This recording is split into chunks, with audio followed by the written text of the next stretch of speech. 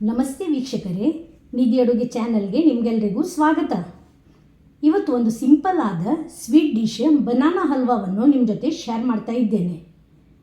ತುಂಬ ಸಿಂಪಲ್ ಆದ ಈ ರೆಸಿಪಿ ಕೇವಲ 2 ಇಂಗ್ರೀಡಿಯೆಂಟ್ಸ್ ಬಳಸಿ ಮಾಡ್ತಾ ಇದ್ದೇನೆ. ಜಾಸ್ತಿ ತುಪ್ಪದ ಅವಶ್ಯಕತೆಯೂ ಇಲ್ಲ. ತುಂಬ ಟೇಸ್ಟಿಯಾಗಿರ್ತದೆ. ಸುಲಭದಲ್ಲಿ ಮನೆಯಲ್ಲೇ ಇದನ್ನು ತಯಾರಿಸಬಹುದು. ತುಂಬ ಬಲಿತ ನೇಂದ್ರ ಬಾಳೆಹಣ್ಣು ತಿನ್ನಲು ಸಾಧ್ಯವಿಲ್ಲದಾಗ ಅದನ್ನು ಬಳಸಿ ಈ ರೀತಿ ಟೇಸ್ಟಿಯಾದ ಹಲ್ವಾವನ್ನು ತಯಾರಿಸಬಹುದು. ಬನ್ನಿ ತಯಾರಿಸುವ ವಿಧಾನ ನೋಡೋಣ. ಇಲ್ಲಿ ತುಂಬ ಬಲಿತ ಅಂದರೆ ಓವರ್ ರೈಪ್ಡ್ ಬನಾನಾವನ್ನು ಬಳಸ್ತಾ ಇದ್ದೇನೆ. ಇಲ್ಲಿ ಒಂದು 6 ನೇಂದ್ರ ಬಾಳೆಹಣ್ಣನ್ನು ಈ ರೆಸಿಪಿಗೆ ಬಳಸಿ ಹಲ್ವಾವನ್ನು ತಯಾರಿಸ್ತಾ ಇದ್ದೇನೆ. ಇದರ ಸಿಪ್ಪೆಯನ್ನು ಮೊದಲು ಬಿಡಿಸಿಕೊಳ್ಳುವ. ನೋಡಿ, ಬಿಡಿಸಿ ಇಟ್ಟ ಬಾಳೆಹಣ್ಣನ್ನು ರಫ್ ಆಗಿ ಪೀಸಸ್ ಮಾಡಿ ಮಿಕ್ಸರ್ ಜಾರಿಗೆ ಸೇರಿಸಬೇಕು. ನೀರು ಸೇರಿಸದೆ ಫೈನ್ ಆಗಿ ಇದರ ಪೇಸ್ಟ್ ಮಾಡಬೇಕು. ನೋಡಿ, ಬನಾನಾ ಪೇಸ್ಟ್ ಇಲ್ಲಿ ರೆಡಿಯಾಗಿದೆ. ಇದನ್ನಿಲ್ಲಿ ಒಂದು ಬೌಲಿಗೆ ಸೇರಿಸುವ.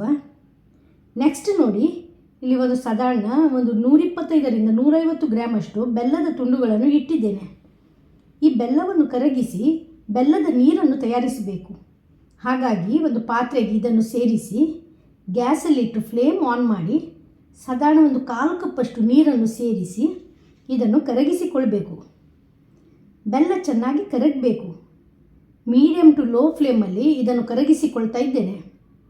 ಚೆನ್ನಾಗಿ ಕರಗಿ ಬೆಲ್ಲ ಕಂಪ್ಲೀಟಾಗಿ ಮೆಲ್ಟ್ ಆಗಬೇಕು. ಆದರೆ ಇದನ್ನು ಪಾಕ ಮಾಡಬಾರ್ದು. ಈಗ ನೋಡಿ, ಬೆಲ್ಲ ಪೂರ್ತಿಯಾಗಿ ಕರಗಿ ಕುದಿ ಬರ್ತಾ ಇದೆ. ಈಗ ಇದರ ಫ್ಲೇಮನ್ನು ಆಫ್ ಮಾಡಿ ಇದನ್ನು ಪಕ್ಕಕ್ಕಿಡುವ. ನೆಕ್ಸ್ಟ್ ನೋಡಿ, ಒಂದು ಪ್ಯಾನಲ್ಲಿ 2 ಸ್ಪೂನಷ್ಟು ತುಪ್ಪವನ್ನು ಸೇರಿಸಿ ಅದರಲ್ಲಿ ಒಂದು ಸಾಧಾರಣ 15ರಿಂದ 20 ಗೇರು ಬೀಜವನ್ನು ಸೇರಿಸಿ ಹುರ್ಕೊಳ್ಬೇಕು. ಗೇರು ಬೀಜವನ್ನು ಚೆನ್ನಾಗಿ ಕೆಂಪಗೆ ಹುರ್ಕೊಳ್ಬೇಕು. ಇಲ್ಲಿ ಗೇರು ಬೀಜ ಲೈಟಾಗಿ ಬಣ್ಣ ಬದಲಾಗಿದೆ. ಈಗ ಇದನ್ನು ತೆಗೆದು ಪಕ್ಕಕ್ಕಿಡುವ. ಪ್ಯಾನಲ್ಲಿ ತುಪ್ಪ ಉಳಿದಿದೆ. ಈಗ ಇದರಲ್ಲಿ ಬಾಳೆಹಣ್ಣಿದು ಮಿಶ್ರಣವನ್ನು ಸೇರಿಸಬೇಕು. ಚೆನ್ನಾಗಿ ತುಪ್ಪದಲ್ಲಿ ಇದನ್ನು ಒಂದು 2ರಿಂದ 3 ನಿಮಿಷ ಈ ರೀತಿ ತಿರುವಿಕೊಳ್ಬೇಕು. ಈ ರೀತಿ ಚೆನ್ನಾಗಿ ತುಪ್ಪದಲ್ಲಿ ಮಿಕ್ಸ್ ಮಾಡಿ ಈ ಮಿಶ್ರಣದಲ್ಲಿರುವ ನೀರಿನಂಶ ಡ್ರೈ ಆಗಬೇಕು. ಅಷ್ಟು ಹೊತ್ತು ಇದನ್ನು ಹುರ್ಕೊಳ್ಬೇಕು. ಈಗ ನೋಡಿ, ಮಿಶ್ರಣ ಗಟ್ಟಿಯಾಗಲು ಪ್ರಾರಂಭವಾಗಿದೆ. ಈಗ ನಾವು ಆಗಲೇ ತಯಾರಿಸಿಟ್ಟ ಬೆಲ್ಲದ ನೀರನ್ನು ಇದಕ್ಕೆ ಸೇರಿಸಬೇಕು. ಬೆಲ್ಲದ ನೀರು ಸೇರಿಸಿದ ನಂತರ ಚೆನ್ನಾಗಿ ಮಿಕ್ಸ್ ಮಾಡಿಕೊಳ್ಳುವ. ಈ ಬೆಲ್ಲದ ನೀರಿದೆಯಲ್ಲ, ಬಾಳೆಹಣ್ಣಿದು ಮಿಶ್ರಣದ ಜೊತೆಗೆ ಚೆನ್ನಾಗಿ ಬೆರೆತು ಒಂದು ಹದಕ್ಕೆ ಬರುವಾಗ ಇದರಲ್ಲಿ ಒಂದು ಅರ್ಧ ಸ್ಪೂನಷ್ಟು ಏಲಕ್ಕಿ ಪುಡಿ ಹಾಗೂ ಹುರಿದಿಟ್ಟ ಗೋಡಂಬಿ ಬೀಜವನ್ನು ಸೇರಿಸಿ ಮಿಕ್ಸ್ ಮಾಡಿಕೊಳ್ಬೇಕು. ಈಗ ನೋಡಿ, ಮಿಶ್ರಣ ಮತ್ತಷ್ಟು ಗಾಢವಾಗಿ ಬರಲು ಪ್ರಾರಂಭವಾಗಿದೆ. ಕೈ ಬಿಡದೆ ಈ ರೀತಿಯಲ್ಲಿ ತಿರುವಿಕೊಳ್ತಾ ಇದನ್ನು ಇನ್ನಷ್ಟು ಗಟ್ಟಿ ಮಾಡಬೇಕು. ಈಗ ಇದಕ್ಕೆ ನೋಡಿ, ಮೆಲ್ಲನೆ ಬಬಲ್ಸ್ ಬರಲು ಪ್ರಾರಂಭವಾಗಿದೆ. ಈ ಸಮಯದಲ್ಲಿ 2 ಸ್ಪೂನಷ್ಟು ತುಪ್ಪವನ್ನು ಪುನಃ ಸೇರಿಸಿಕೊಳ್ಬೇಕು ಹಾಗೂ ಚೆನ್ನಾಗಿ ಮಿಕ್ಸ್ ಮಾಡಿಕೊಳ್ಳುವ. ಮಿಶ್ರಣ ನೋಡಿ ಇನ್ನಷ್ಟು ಗಾಢವಾಗಿ ಬಂದಿದೆ ಹಾಗೂ ಮೆಲ್ಲನೆ ಪ್ಯಾನಿಂದ ಎದ್ದು ಬರಲು ಸಹ ಪ್ರಾರಂಭವಾಗಿದೆ. ಈಗ ಇದನ್ನು ಇನ್ನಷ್ಟು ಮಗಚಬೇಕು. ಮಿಶ್ರಣ ಲೈಟಾಗಿ ಕಲರ್ ಚೇಂಜ್ ಆಗಲು ಇಲ್ಲಿ ಪ್ರಾರಂಭವಾಗಿದೆ.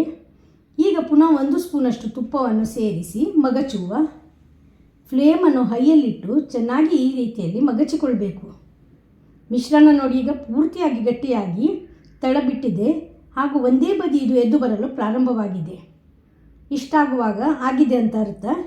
ಈಗ ಪುನಃ ಒಂದು 2ರಿಂದ 3 ನಿಮಿಷ ಇದನ್ನು ಈ ರೀತಿಯಲ್ಲಿ ಚೆನ್ನಾಗಿ ಮಿಕ್ಸ್ ಮಾಡಿಕೊಂಡು ಈ ಹದಕ್ಕೆ ಬರಬೇಕು. ಇಷ್ಟಾಗುವಾಗ ಗ್ಯಾಸ್ ಫ್ಲೇಮನ್ನು ಆಫ್ ಮಾಡುವ ಹಾಗೂ ಇದನ್ನು ತುಪ್ಪ ಗ್ರೀಸ್ ಮಾಡಿದ್ದ ಒಂದು ಬಟ್ಟಲಲ್ಲಿ ಸೇರಿಸಬೇಕು. ತುಪ್ಪ ಗ್ರೀಸ್ ಮಾಡಿದ ಬಟ್ಟಲಲ್ಲಿ ಬಟರ್ ಪೇಪರನ್ನು ಇಟ್ಟಿದ್ದೇನೆ. ತಯಾರಿಸಿದ ಮಿಶ್ರಣವನ್ನು ಇದರಲ್ಲಿ ಸೇರಿಸುವ. ಈ ರೀತಿ ಈವನ್ ಆಗಿ ಇದನ್ನು ಸ್ಪ್ರೆಡ್ ಮಾಡುವ. ಚೆನ್ನಾಗಿ ಎಲ್ಲ ಬದಿಯಲ್ಲಿ ಲೆವೆಲ್ ಆದ ನಂತರ ಇದನ್ನು ತಣಿಯಲು 1-2 ಗಂಟೆಗಳ ಕಾಲ ಹೊರಗಿಡಬೇಕು. ಅಥವಾ ಇದು ತಣ್ಣದ ನಂತರ, ಅಂದರೆ ಇದು ರೂಮ್ ಟೆಂಪರೇಚರಿಗೆ ಬಂದ ನಂತರ ಫ್ರಿಜ್ಜಲ್ಲಿ 1-2 ಗಂಟೆ ಇಟ್ಟು ಅದನ್ನು ನಂತರ ನಾವು ಬೇಕಾದ ಆಕಾರಕ್ಕೆ ಕಟ್ ಮಾಡ್ಬೋದು. ಈಗ ನೋಡಿ, 2 ಅವರ್ಸ್ ಬಿಟ್ಟು ಈ ಹಲ್ವ ನೋಡಿ ಪೂರ್ತಿಯಾಗಿ ತಣ್ಣಗಾಗಿದೆ. ಸೈಡಿಂದ ಕೂಡ ಎದ್ದು ಬರಲು ಪ್ರಾರಂಭವಾಗಿದೆ. ಈಗ ಇದನ್ನು ಈ ರೀತಿಯಲ್ಲಿ ಕವಚೆ ಹಾಕಿ ಸ್ವಲ್ಪ ಟ್ಯಾಪ್ ಮಾಡಿದರೆ ಆರಾಮದಲ್ಲಿ ಬಟ್ಟಲಿಂದ ಡಿಮೋಲ್ಡ್ ಮಾಡ್ಬೋದು. ನೋಡಿ ಎಷ್ಟು ಚೆನ್ನಾಗಿ ಬಂದಿದೆ. ನೋಡಿ, ಮೇಲಿನ ಪೇಪರನ್ನು ಈಗ ಸಪ್ರೇಟ್ ಮಾಡುವ. ರೆಡಿಯಾದ ಹಲ್ವವನ್ನು ನಿಮಗೆ ಬೇಕಾದ ಆಕಾರಕ್ಕೆ ಕಟ್ ಮಾಡ್ಬೋದು. ನೋಡಿ, ಒಂದು ಪೀಸ್ ನಿಮಗೆ ತೆಗೆದು ತೋರಿಸ್ತಾ ಇದ್ದೇನೆ. ಎಷ್ಟು ಚೆನ್ನಾಗಿ ಬಂದಿದೆ ನೋಡಿ. ಅಷ್ಟೇ ಟೇಸ್ಟಿ ಕೂಡ ಆಗ್ತದೆ. ಕಟ್ ಮಾಡಿದ್ದ ಹಲ್ವವನ್ನು ಇಲ್ಲಿ ಪ್ಲೇಟಲ್ಲಿ ಇಟ್ಟಿದ್ದೇನೆ. ಬಾಳೆಹಣ್ಣು, ತುಪ್ಪ, ಬೆಲ್ಲದ ಫ್ಲೇವರ್ ಸೇರಿ ಒಳ್ಳೆ ಟೇಸ್ಟ್ ಕೂಡ ಬಂದಿದೆ. ನೆಕ್ಸ್ಟ್ ಟೈಮ್ ಬಲಿತ ಬಾಳೆಹಣ್ಣು ನೀವು ವೇಸ್ಟ್ ಮಾಡುವ ಬದಲು ಈ ರೀತಿ ಟೇಸ್ಟಿಯಾದ ಹಲ್ವವನ್ನು ಮಾಡಿ. ಇದು ಸ್ಟೋರ್ ಮಾಡಿದರೆ ಒಂದು 15 ದಿನದ ತನಕ ಯೂಸ್ ಮಾಡ್ಬೋದು. ಟ್ರೈ ಮಾಡಿ ಹೇಗಾಗಿದೆ ಅಂತ ನಿಮ್ಮ ಅಭಿಪ್ರಾಯವನ್ನು ಕಮೆಂಟ್ ಸೆಕ್ಷನಲ್ಲಿ ತಿಳಿಸಿ. ರೆಸಿಪಿ ವಿಡಿಯೋ ಇಷ್ಟವಾಗಿದ್ದಲ್ಲಿ ವಿಡಿಯೋಕ್ಕೆ ಲೈಕ್ ಕೊಡಿ, ಶೇರ್ ಮಾಡಿ ಹಾಗೂ ಚಾನಲನ್ನು ಪ್ಲೀಸ್ ಸಬ್ಸ್ಕ್ರೈಬ್ ಮಾಡಿ. ಧನ್ಯವಾದಗಳು.